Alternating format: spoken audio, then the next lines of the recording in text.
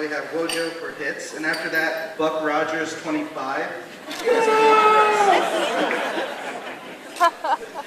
Hello. I wanted to ask if you feel like artists and venues that are constantly fighting against fans taking pictures and taking video are kind of fighting a losing battle, and if you do, how would you like to see kind of that energy from fans like harnessed and used in a positive way instead of always trying to be like a struggle with venue security and with artist privacy and all of those things?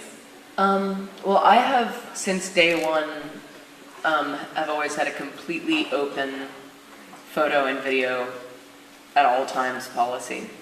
And I've had to fight with venues who don't want fans videotaping or fans photographing. And I've just never understood it. I think it's fucking retarded. Because, seriously, the question is, what does the venue have to lose if, like, this guy in the front row takes a picture or doesn't take a picture? And I can certainly understand the artist. I mean, there have been shows where I've regretted that, where sometimes it's just overkill, and like I'm doing something really quiet and still and emotional, and there are like 9 people going click, click, click, and there's flash and stuff. But that's my choice. I can't regret that very much because I allowed it. And there are plenty of artists who have rules like, yes but no flash, or just the first 3 songs, or whatever. And but that's up to the artist. I don't think that's up to the venue. And I think now that pretty much everyone and their mother is a photographer at all times, because everyone has a camera at all times, and pretty much now everyone has video at all times, you should leave it up to the people on stage, not to the, not to the venue, because the venue, I think, only stands to benefit if someone posts a fantastic video of something that happened on their stage that then goes out to the entire universe to enjoy. It's great. Thank you. Welcome. Thank you. Buck Rogers 25. Dude. You like Buck Rogers 42? It's a namesake thing, like my parents. Anyway, with all the impromptu stuff that you've done, the webcasts, and with the way you're really changing the way that artists deal with this industry in general, how has that also altered the way that you look at recording studios or the way that you record your music?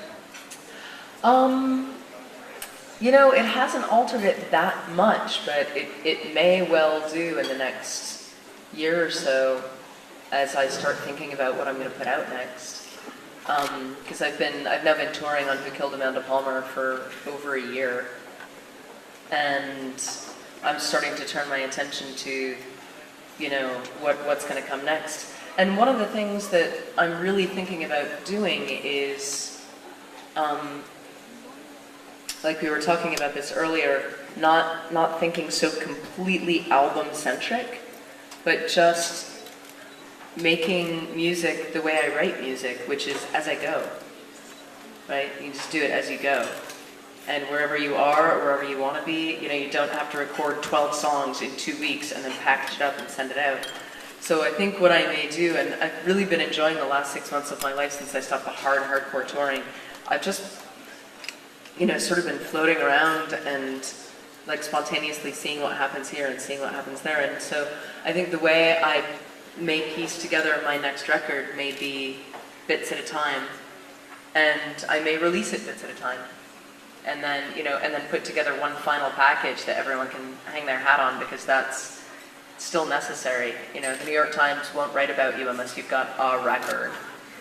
But even that may change down the road if things get more and more singles oriented and less 12 songs on a plastic disc oriented. To follow up on that question, you guys weren't at Soundcheck, but Amanda was jamming a little bit with the guys from Nervous Cabaret on The Girl from Ipanema. Yeah, that's for my lounge record coming out in 2017. Is there any chance that you would put out some recordings from your tour when you're out doing live stuff? From this tour? Yeah, for like just downloads? Yeah, absolutely. We had a fantastic show in New York, like, 5 nights ago. Some of you guys might have even been there. There might be, there's like one person. And it was a killer show, and we recorded it, and we may put that out. Well,